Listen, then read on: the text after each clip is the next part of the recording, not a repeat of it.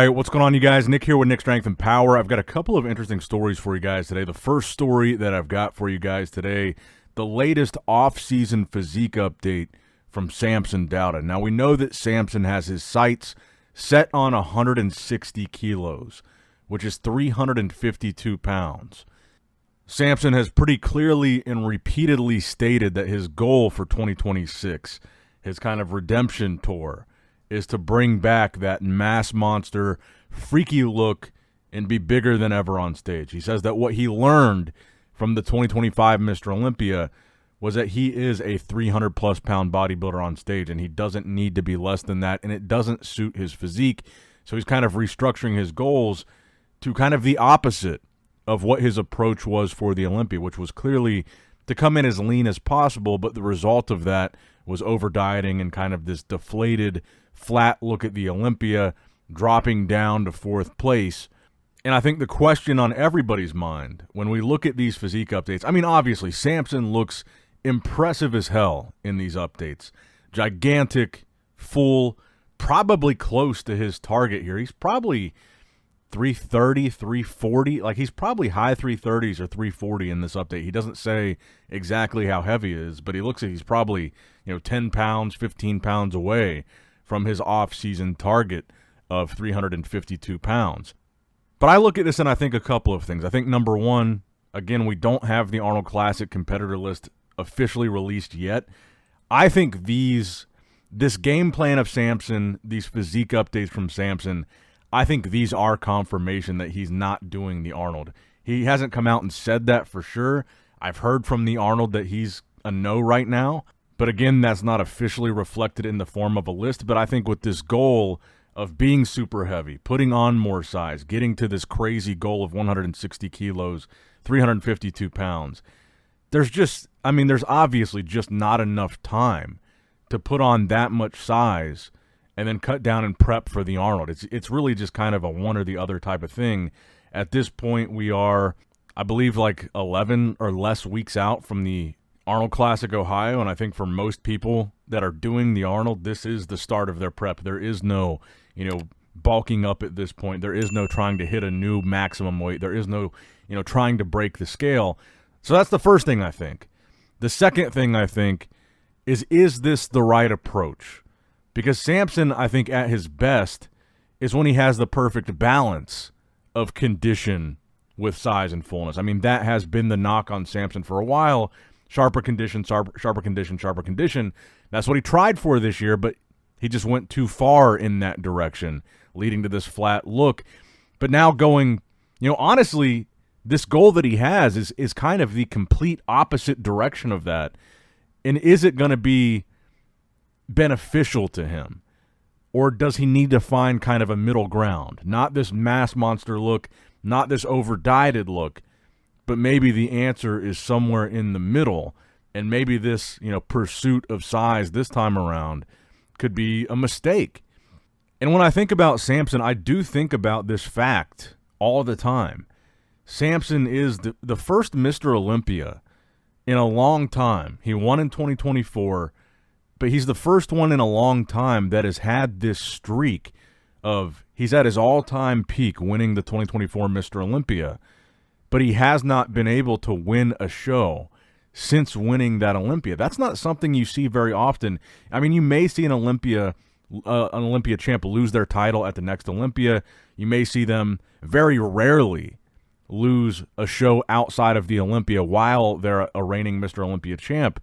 But Samson has gone to the Arnold Classic right after the Olympia last year, lost the Arnold to Derek Lunsford.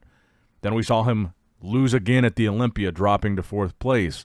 Then we saw him lose in Prague right after the Olympia to Martin Fitzwater, a guy that he's never lost to before.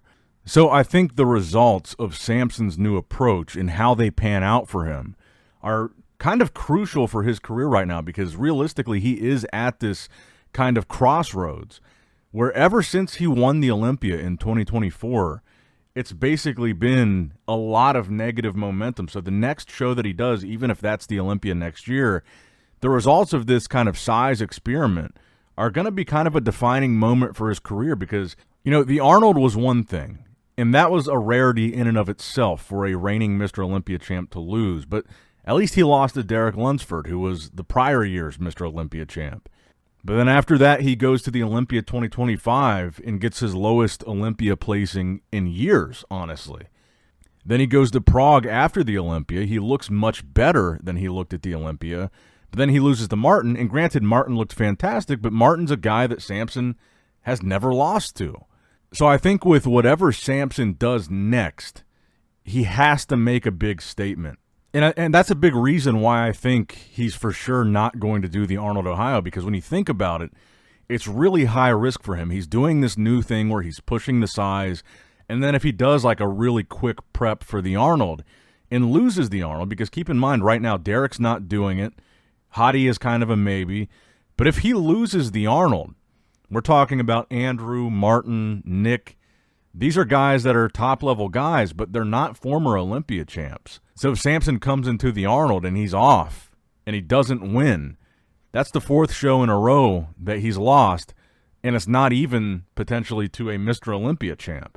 And I think at that point, if that happened, you're looking at the 2026 Olympia and you're thinking, you really can't make a strong case for Samson winning his title back in 2026 if he goes to the Arnold, loses again, and now you're 4 shows in a row that he hasn't even been able to win, and we're not even talking about the Olympia. So that's why I really think this pursuit of being a mass monster is an interesting thing to follow with Samson, because it could go well. I mean, it could work out. This could be the solution to the issue, but it also could not be, and it could be just as bad as going in the opposite direction and over-dieting and doing too much to try to come in lean.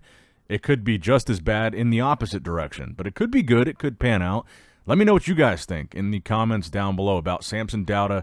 And for the record, I think he looks great at this size in this update, but this is Instagram. This is not how it's going to look on stage. But let me know what you guys think in the comments down below. Now, next up in the news, I think one of probably the biggest returns of 2026 is going to be Hunter Labrada, and he basically confirms that in this latest video on his Instagram where he says, he's getting ready for the 2026 season. And we haven't seen Hunter Labrada in the mix since the 2024 Mr. Olympia, where he was 6th place. And I was looking back at Hunter's contest history, and honestly, I don't know if he gets enough credit for how impressive he's been since he started as a pro. From 2020 to 2024, Hunter Labrada never placed lower at the Olympia than 8th. That was his lowest ever Olympia placing, and that was at his first ever Olympia. 8th in 2020, 4th in 2021, 7th in 2022, 6th in 23, and 6th in 2024. Now, I know that part of the reason for the time off was the shoulder surgery, but I mean, it does beg the question, when Hunter Labrada returns in 2026, assuming that he does qualify for the 2026 Olympia, do we see Hunter right back in the mix? Do we see him right back in that top 6 or potentially higher? Because again, when you really look back at what Hunter achieved at the Olympia, every single year he's been completely in the mix, even at his first Olympia ever, 8th place. And I say this a lot, but I really do feel like bodybuilding fandom at least, has a very short-term memory. And because Hunter has been gone all of 2025, it seems like he's basically been erased from the conversation, and nobody has really been talking about him. And I mean, again, kind of rightfully so. He's been out for a whole year. But the question is, does Hunter come back and completely flip all these, all these top placings on their head? And maybe we see Hunter back in that top 4. Maybe we see Hunter in the top 3. Is he like really in the mix when he comes back?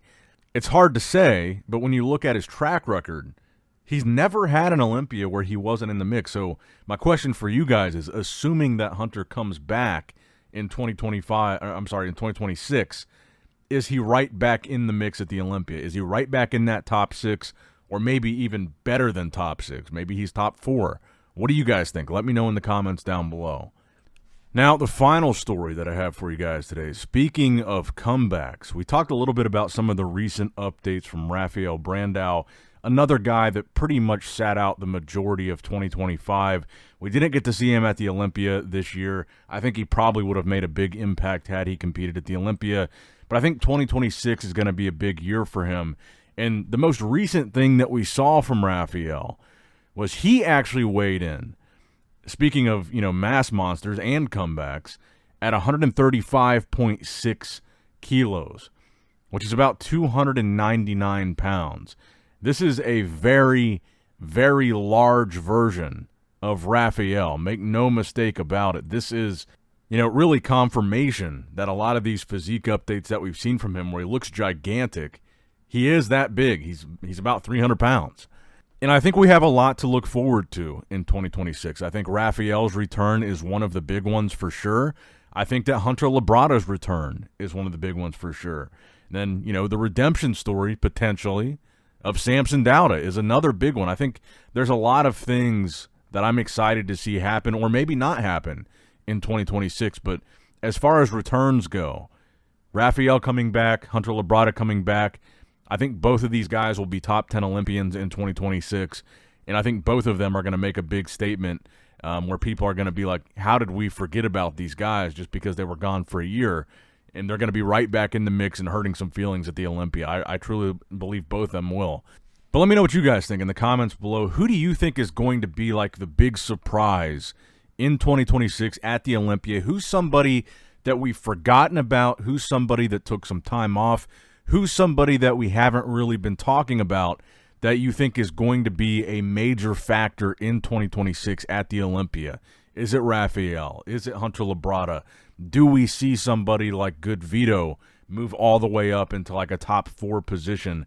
What do you think is going to be the shock of the year type of guy that we haven't been talking about? Let me know in the comments below. That's going to wrap it up for the video today, guys. I hope you did, in fact, enjoy it. Make sure you like the video, subscribe to the channel, click that bell notification icon if you have not already. And as always, I love you guys. Appreciate you guys. Nick Strength and Power signing out. All right, guys, don't forget to click that like button and subscribe to this channel if you enjoy the content. Also, check out my Instagram at Nick Strength Power. My Facebook page, which is simply Nick Strength and Power. My secondary YouTube channel, Nick Strength and Vlogs, for vlogs and bonus content that you will not see on this channel. And consider subscribing to my third YouTube channel, Nick Strength and Pokemon, which is all things Pokemon and trading card games, completely unrelated to this channel. So if you're into that, give that one a look. And all links to merchandise and social media will be in the description box below. If you guys want a Nick Strength and Power t-shirt, that will be in the Shopify link below. Have a great day.